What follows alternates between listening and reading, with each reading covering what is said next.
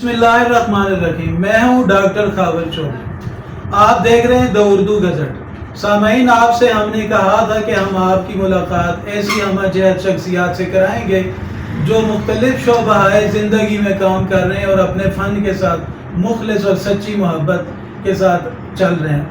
آج ہمارے ساتھ ایک ایسی شخصیت موجود ہیں جنہوں نے فنون لطیفہ کی ایک برانچ یعنی مصوری میں، خطاطی میں اپنا نام روشن کیا۔ میری مراد صلاح الدین صاحب سے ہے۔ عام طور پہ انہیں صلاح الدین استاد اور صلاح الدین خطاط کہا جاتا ہے۔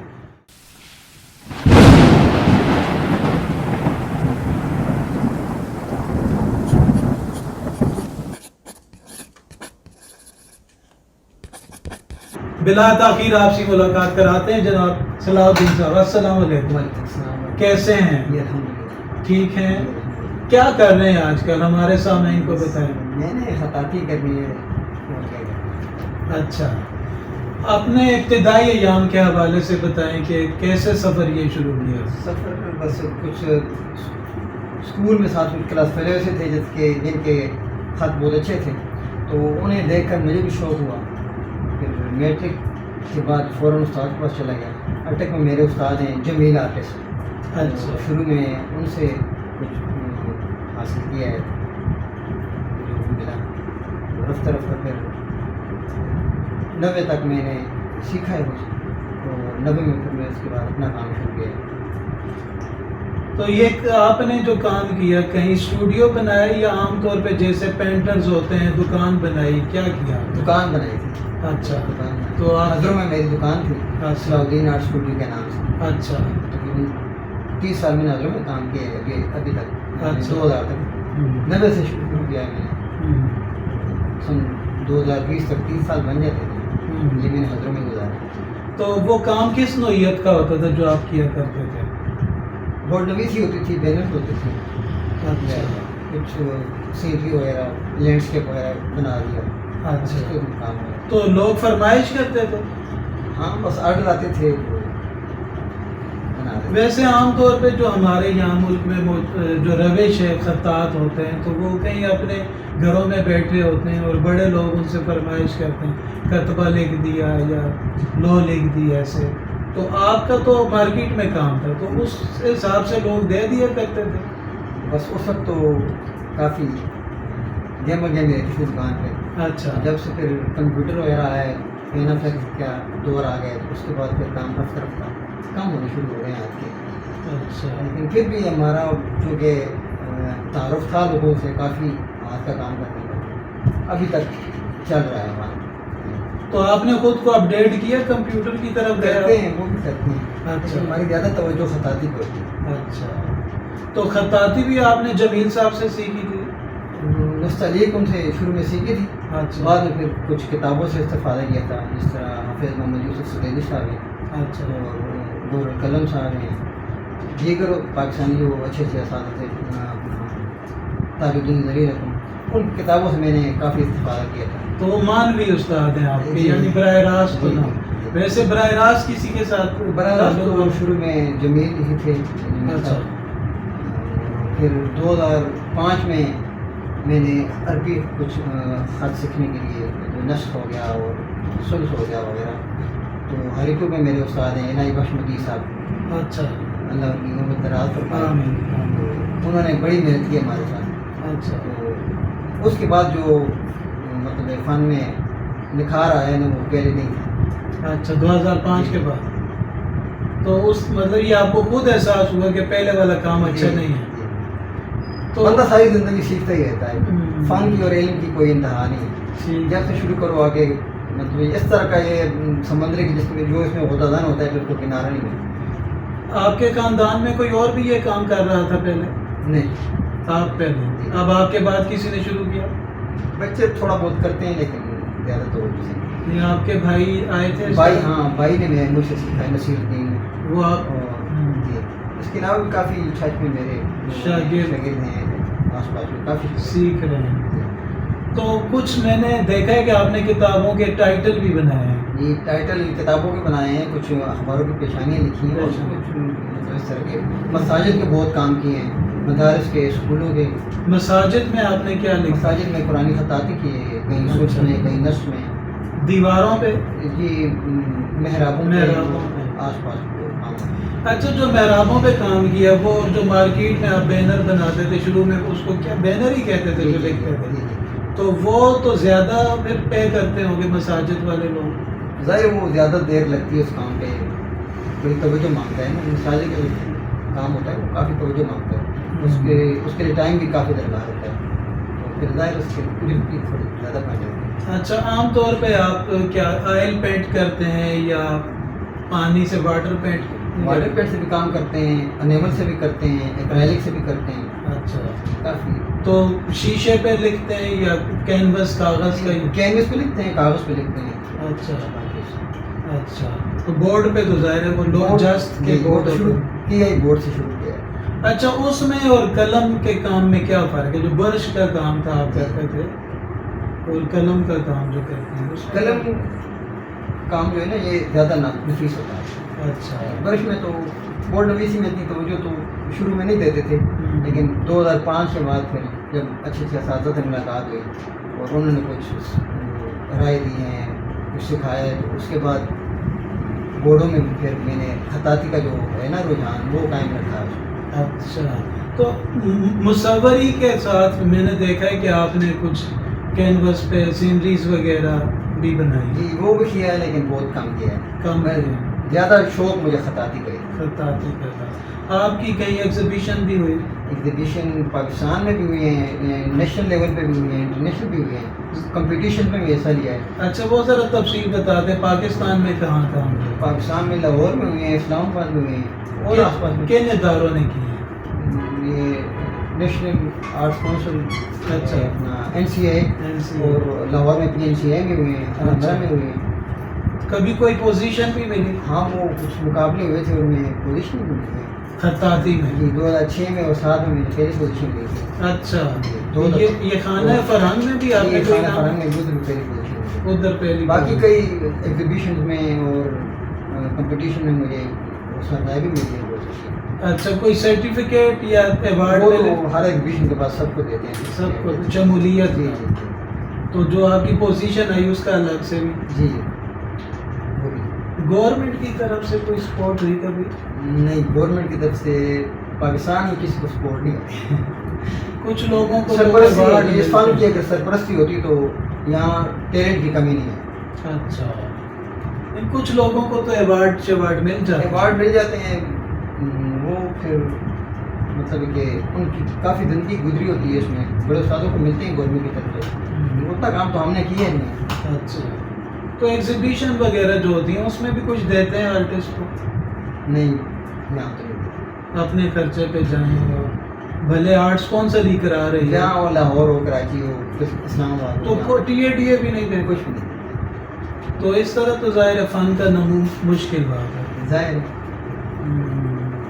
اچھا، کسی باہر کے ملک نے آپ کو کوئی ایوارڈ اعزاز دیا؟ باہر کے اساتذہ سے کافی حوصلہ افزائی ملی ہے مجھے. اچھا، مطلب ایگزیبیشن جب لاہور میں آئے تھے اساتذہ، اس طرح کئی دفعہ انٹرنیشنل ایگزیبیشن ہوئی تھی، اور ویسے بھی باہر کے اساتذہ کو میں نے کام اس کے دکھائی بھی ہے.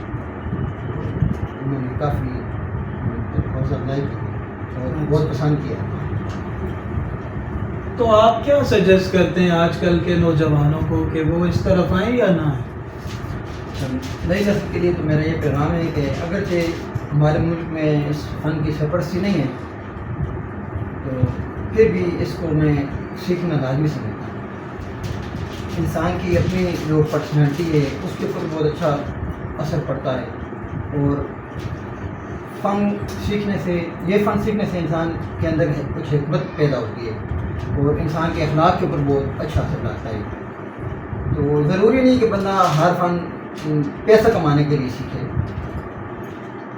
اس میں یہ ضروری نہیں ہے کہ جو فن آپ نے سیکھے بس وہ اس سے پیسہ کمانا. اس سے بڑی نقطے کی بات آپ نے کی ہے کہ حکمت پیدا ہوتی ہے. حکمت پیدا ہوتی ہے اور بہت سارے فوائد ہیں اس کے.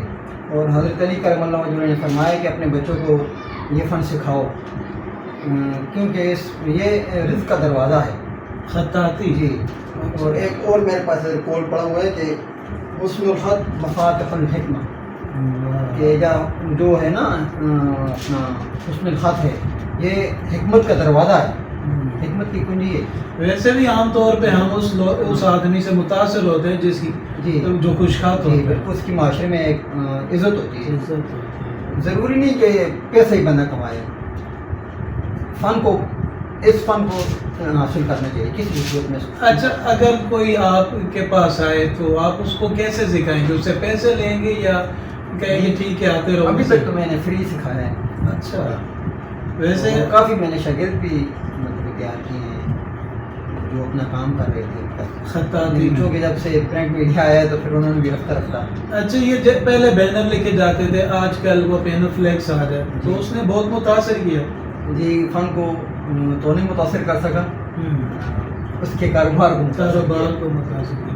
تو آپ نے اپنے بچوں میں یہ خطاطی منتقل کی؟ کرتے ہیں کچھ حروف تاجی وغیرہ تھوڑے بہت میں نے کرائے ہیں. چھوٹا جو لڑکا ہے وہ گرافک ڈیزائنر، اس کا نام بتائیں کیا؟ محمد حسین نام ہے. محمد حسین، وہ گرافک ڈیزائن. جی، اور یہ دوسرا بھی گرافک کی طرف مائل لے جاتا. تو مطلب آپ جدید کی طرف چلے گئے ہیں؟ میں تو نہیں گیا، بچے چلے گئے.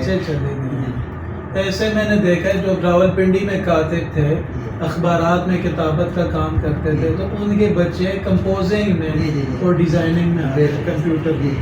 تو آپ کے بھی بچے جو ہیں اس طرف چلے؟ یہ ایک قسم کا میں نقصان بھی سمجھتا ہوں کہ فن جو ہے نا وہ مزید دوگنی سی آسانی پیدا ہو گئی ہے. تو انسان کی فطرت ہے کہ وہ آسانی کی طرف مائل ہوتا ہے. ایک کام مطلب کہ 2 کلک سے ہو جاتا ہے، تو کیا ضرورت ہے سارا دن لکھنے کی.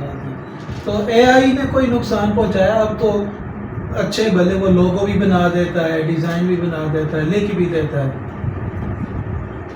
بنایا ہوگا کچھ نہ کچھ، لیکن ہمیں کچھ نہ کچھ اپنے حصے کا کام ملتا رہتا ہے. ہمارے کام کو اتنا زیادہ مطلب آپ کہہ رہے ہیں کہ سماج نے اس طرح نظر انداز نہیں کیا ہے نظر انداز. لیکن چونکہ جو لوگ اب بھی کچھ لوگ ایسے ہیں جن کو اچھا ہی کام چاہیے ہوتا ہے، بعض کا ہم ان کو کہتے ہیں کہ آپ پرنٹ کروا لیں، اس کے باوجود وہ کہتے ہیں کہ نہیں آپ ہمیں اپنے ہاتھ کا کام کر دیں.